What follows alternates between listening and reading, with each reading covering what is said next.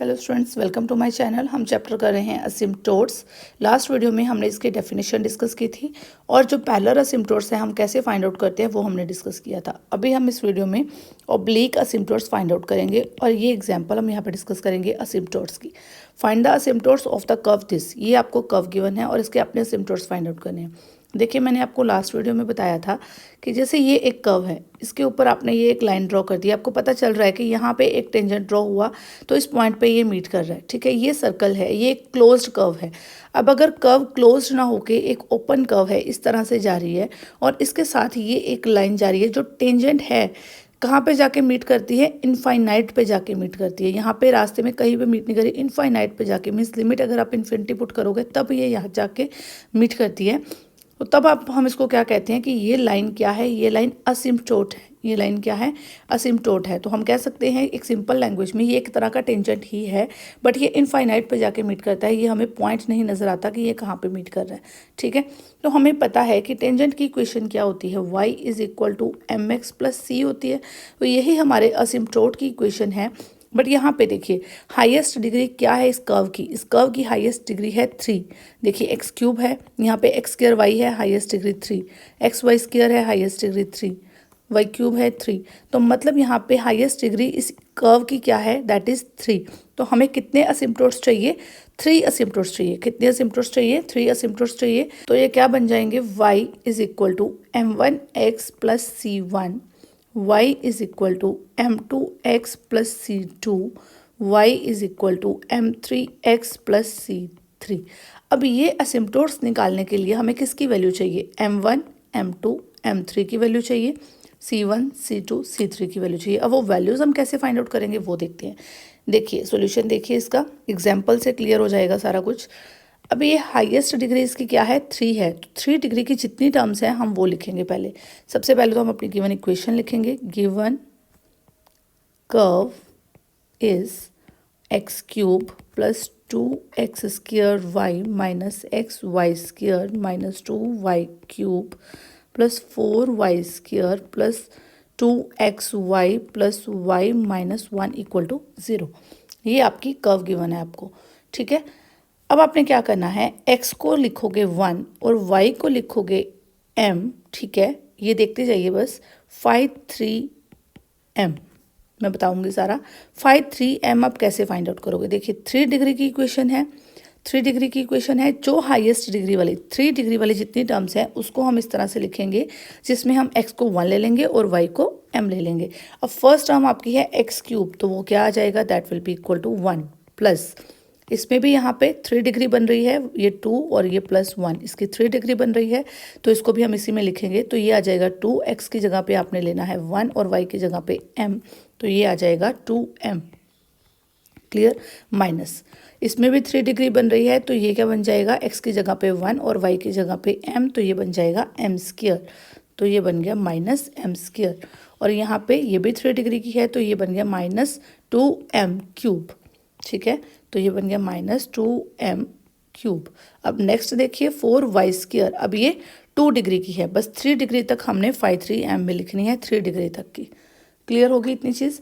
1 plus 2m minus m square minus 2m cube. अब हम लिखेंगे 5 2m, ऐसे ही हम लिख लेंगे 5 2m that is equal to, अब 2 वाली लिख लो, ये क्या बन जाएगा? 4m स्क्वायर प्लस ये 2x की जगह पे 1, ये बन जाएगा 2m और ये 1 वाली आ गई, 2 वाली नहीं है। ठीक है, तो ये हमारे पास क्या बन जाएगा? 4m square plus 2m। Clear? और देन अब 5 1m क्या आ जाएगा? क्लियर होगी इतनी चीज़? अब देखिए, अब हमने क्या करना है, ये जो 5 3m आया है इसको आप कर दो 0, तो 5 3m इज इक्वल टू 0। ये पूरा प्रोसीजर है, ऐसे ही हमने इसको करना है। 1 plus 2m minus m square minus 2m cube equal to 0, या मैं इसको लिख सकती हूँ 2m क्यूब प्लस m स्क्वायर, माइनस में कॉमन ले रही हूँ, minus 2m minus 1 equal to 0। कोई प्रॉब्लम नहीं है, ऐसे लिख सकती हूँ।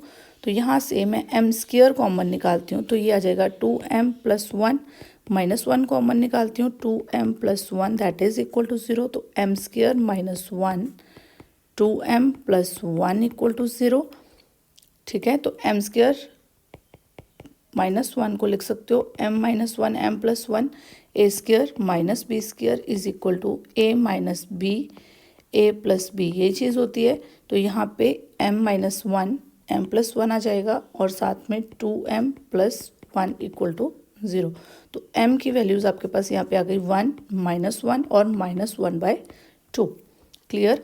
m की 3 वैल्यूज़ आपको मिल गई 1 -1 एंड -1/2। तो it implies m1 is equal to 1, m2 is equal to -1 and m3 is equal to -1/2।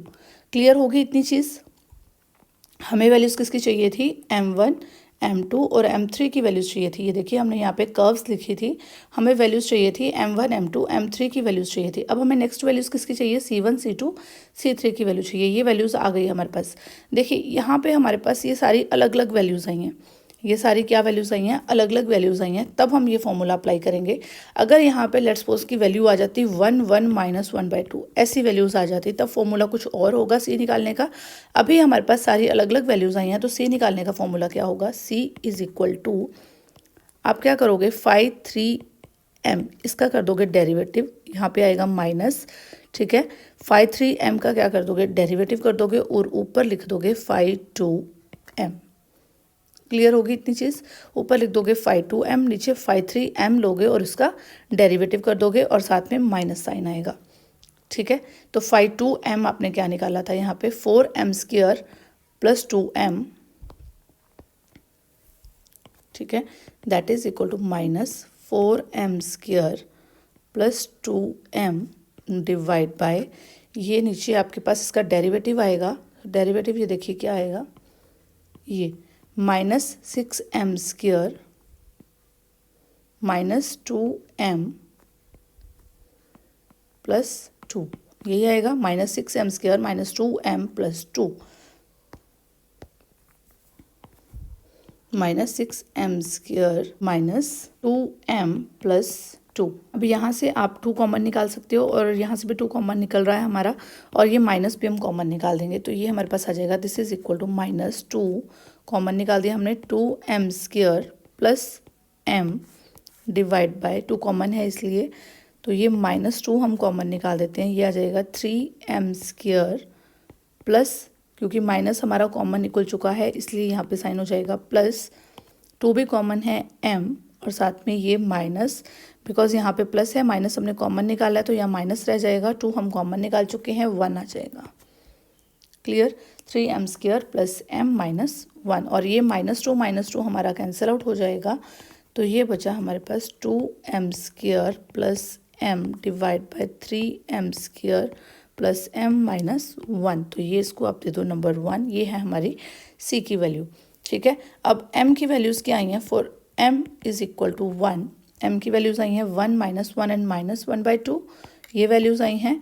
For m is equal to 1, या आप कह सकते हो for m1 is equal to 1, c1 is equal to, c1 की values क्या होंगी, अब यहाँ पे m की जगह पे आप क्या रख दो, 1 रख दो, तो ये आपके पास हो जाएगा 2 + 1 divide by 3 + 1 - 1 that is equal to 1, तो ये आप लिख दो यहाँ पे फ्रॉम फर्स्ट।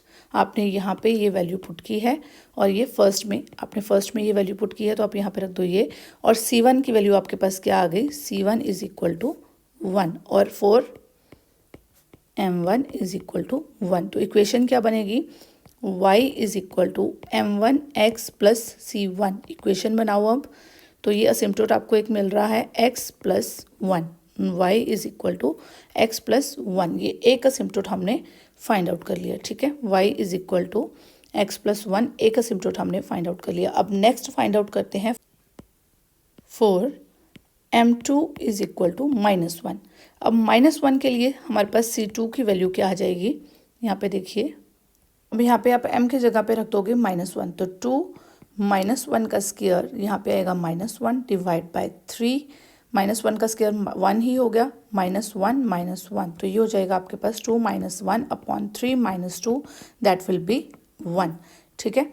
तो m2 is equal to -1, c2 की वैल्यू आपके पास क्या आ गई, दैट इज 1, ठीक है। तो इक्वेशन क्या बन जाएगी, y is equal to m2 x plus C2, यही इक्वेशन थी आपके पास, तो ये आ जाएगी माइनस एक्स प्लस 1। ठीक है, तो इक्वेशन क्या बन गई, y plus x minus 1 equal to 0। तो ये आपके पास सेकेंड असिम्प्टोट आ गया। ठीक है, ये आपके पास एक और असिम्प्टोट आ गया। अब वैल्यू निकालते हैं 4m3 is equal to minus 1/2 के लिए। हम वैल्यू निकालेंगे C3 की, क्या आएगी वो देखते हैं। ये देखिए यहाँ पे अब हमने m की जगह पे -1/2 लेना है, फिर हम पुट कर लेते हैं 2 -1/2 का स्क्वायर, 2 -1/2 का स्क्वायर प्लस -1/2 डिवाइड बाय, यहाँ पे क्या था 3m² प्लस m-1। ठीक है, तो ये हमारे पास है 3m² प्लस m-1। m की जगह पे मैंने क्या लिख दिया, -1/2 सारी जगह पे। ठीक है, तो ये आपके पास हो जाएगा, ये देखिए 2 × 1/4 -1/2 डिवाइड बाय 3 × 1/4 -1/2 -1 इक्वल टू, ये देखिए यहाँ पे 2 और ये 2 कैंसिल आउट हो गए, ये 4, ये रह गया 1/2 -1/2, 1/2 -1/2, ये ऊपर तो 0 ही हो गया, नीचे हमें सॉल्व करने की ज़रूरत ही नहीं है बिकॉज यहाँ पे ये 0 हो गया, तो that is equal to 0। C3 की वैल्यू आ गई आपके पास 0। तो इक्वेशन क्या बनेगी, y is equal to m3x plus C3 था, तो ये आएगा -1/2x प्लस 0, y की इक्वेशन। तो ये इक्वेशन आपके पास आ जाएगी y is equal to -1/2x। तो ये आपके पास आ गया थर्ड असिम्प्टोट। आपने कितने असिम्प्टोट्स फाइंड आउट करने थे, 3 असिम्प्टोट्स हमें चाहिए थे, तो ये हमारे पास आ गया थर्ड असिम्प्टोट। क्लियर हो गया। ये हमने किया है कि जब हमारे पास अलग अलग वैल्यूज़ आएंगी m की, ये ध्यान देना कि जब m की हमें अलग अलग वैल्यूज़ मिली, ये 1 है, -1 है और -1/2 है, अगर हमारे पास कुछ वैल्यूज सेम आ जाए, लेट्स सपोज 1 1 आ गया, तब आप वैल्यूज़ कैसे फाइंड आउट करोगे, ये हम नेक्स्ट वीडियो में डिस्कस करेंगे। Thank you and keep watching my videos.